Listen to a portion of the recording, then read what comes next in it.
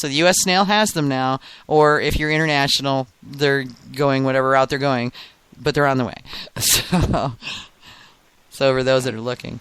But not long now, my little Smurfs. Yes, they are coming. Two little meads that I submitted. Anybody who has had or currently has a small child will know that one.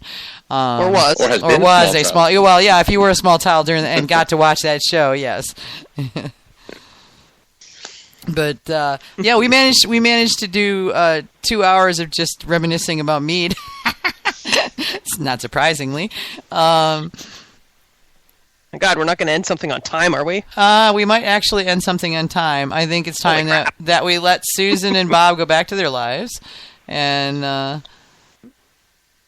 and thank you profusely for coming on the show. I mean, I really wanted to get some folks in that could, talk about what they experienced and, let people know that might not have been able to make it, what it was like. Let them know what it was like. Yeah, it was great. They should go. If you really want to see it for yourself, go. Phenomenal. You're not going to be sorry you went. Yeah. You'll never be sorry that you went if you're a mead lover. lover. The thing is, when you go, you get to meet. If you're on any of the online forums, you get to meet all these people, and finally, you kind of feel like you know them, but you don't. Don't know them that well. And then you actually get to meet them, and you still feel like you know them, and give them a big hug right there. It's just so phenomenal. And when you go to these.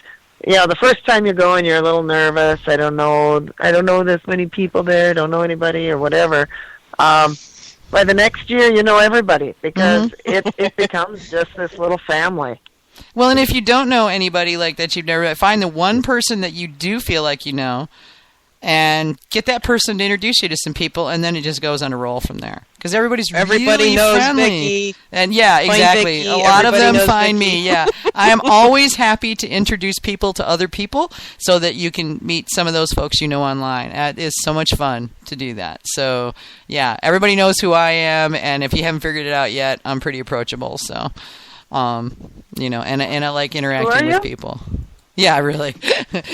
I work for you, remember? Nice. At least part-time, anyway. So, but thanks. I really appreciate you guys coming on, especially on short notice. I've been running like a maniac since I got back on Sundays. So it's like, oh, wait, I have a show Tuesday night. Crap, I don't need to be on this show. No problem. Yeah. No problem. It's been fun. Yeah.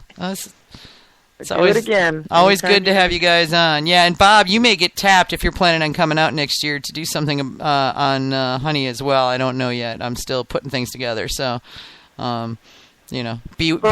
Be very afraid. An introduction. We could do an introduction to beekeeping class.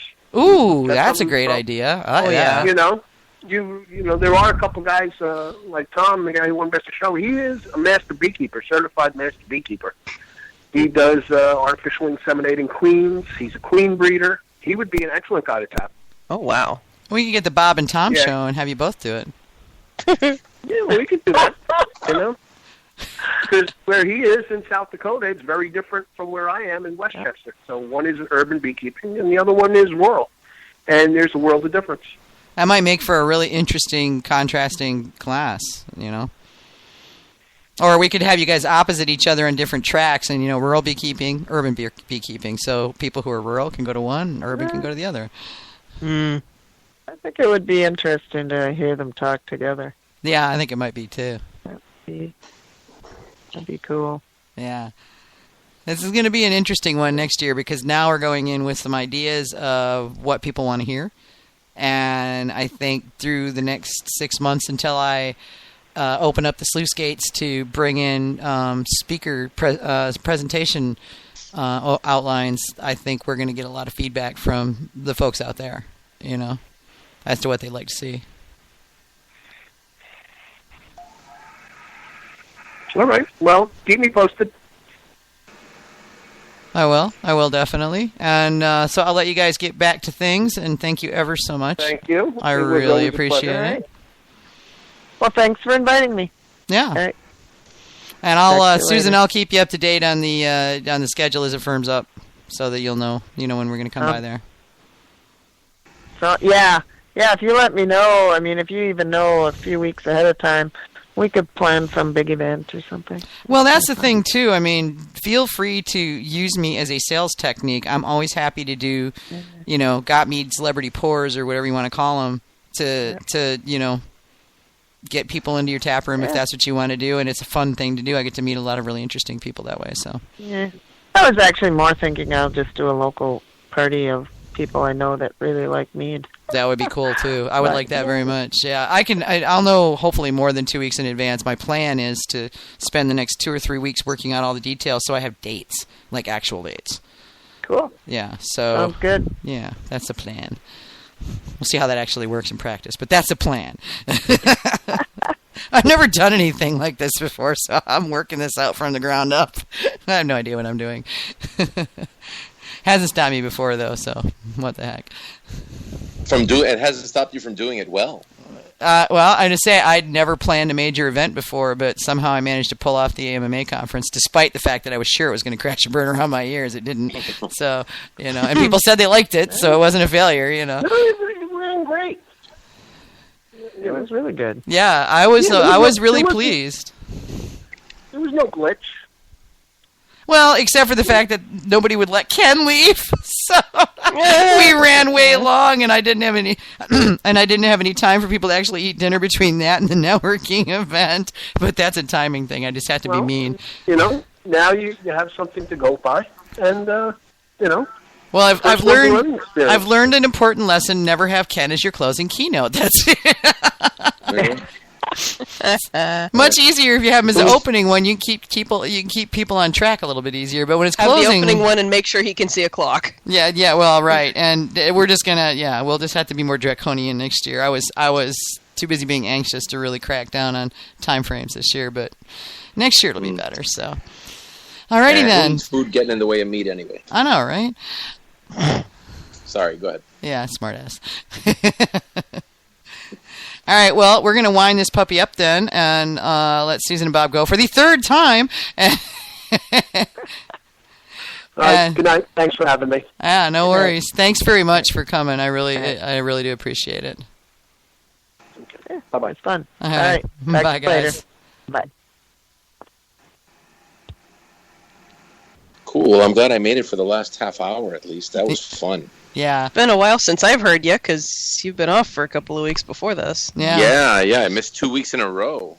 Well, this has been. I was looking at the schedule. The last Got Me Live we had was February 28th, so it's been a whole month since we've been in the Oh my air. God, withdrawal! Yeah, well, it's actually only been 3 weeks because it's February, but but I was looking at it going, wow, February 28th, March 28th, crap. So I'm going, did I screw something up? And I'm looking at the schedule going, oh, wait, no.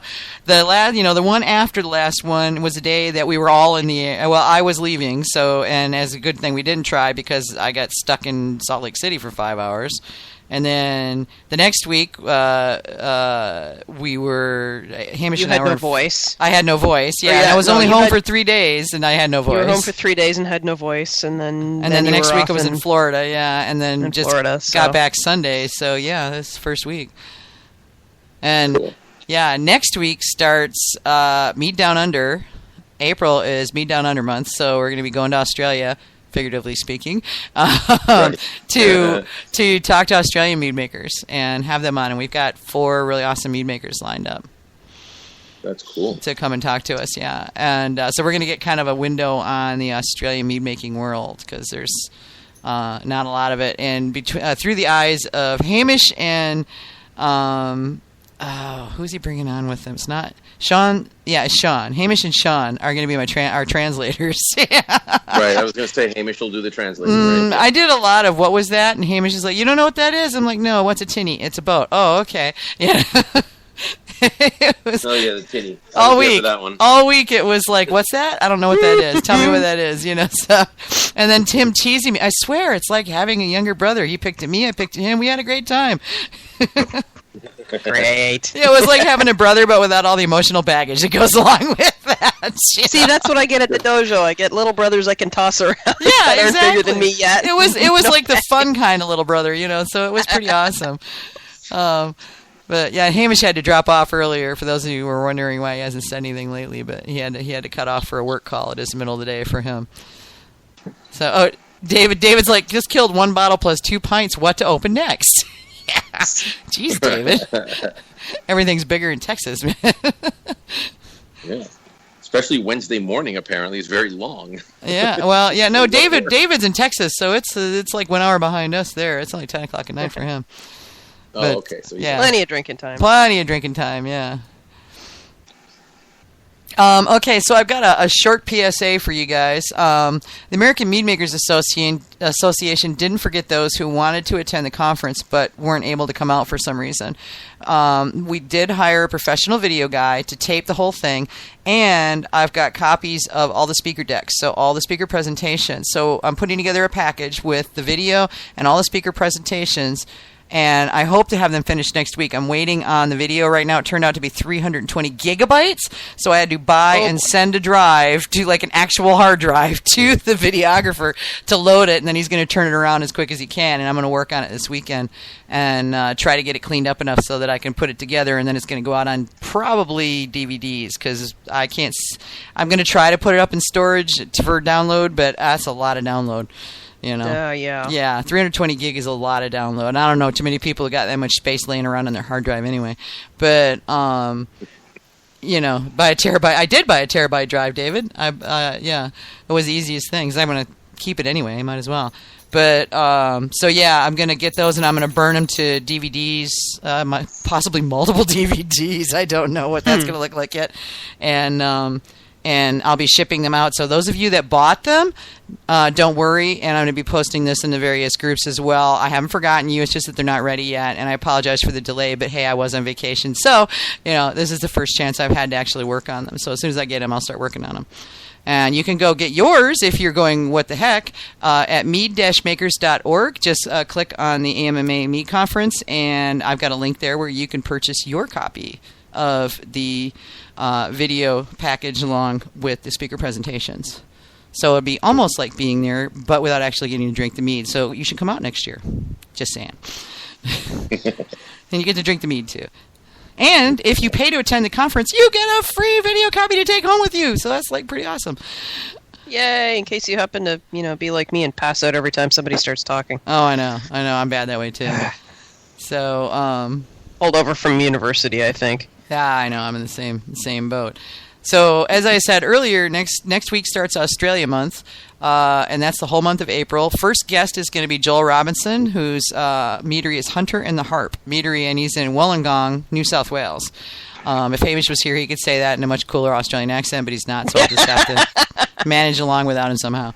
But he's just opened, so he's brand new, so it'll be fun to have him on and see what he's up to. He started doing like public tastings and some festivals and things like that, so it'll be fun to see what he's doing. And we'll be spending the whole month in Australia, not figuratively, that is, digitally speaking. The podcast will be in Australia. The podcast will be there. We don't get to go, the podcast does, so maybe someday. Yes, well, that's what if we can get that Got Me Live goes to Australia GoFundMe, funded, then we can all go, right? Which would be super cool. But that's all. We promised to send a DVD. Yeah, sorry. That's right. Yeah, and we'll take videos while we're out there and post stuff. So I'm actually going to be podcasting and blogging like the whole time I'm on the Got Me US tour. And get this, and this cool. there was a couple of guys that approached me at the Mazer Cup, and they have a meadery in Southern California, and both these guys come out of the film world. It's Southern California after all. And and so they were like, well, we heard you talking about the Got Me US tour. You really gonna do that? And I said, yeah, totally gonna do it. I'm super stoked about it. And they were like, oh, well, what if we could arrange film crews to film you? It could be like, Anthony Bourdain does Mead. I'm going, that would be so cool. So I got to call them. That's on my list of to-dos, is call them and see just how feasible this thing might be as to whether or not something like that could be done. Because I'd plan to take my little movie camera and just do a little amateur filming just for kicks and giggles. But, some professional, that would be pretty cool. And a great promo for Mead in general, Absolutely. Yeah. That was my thought.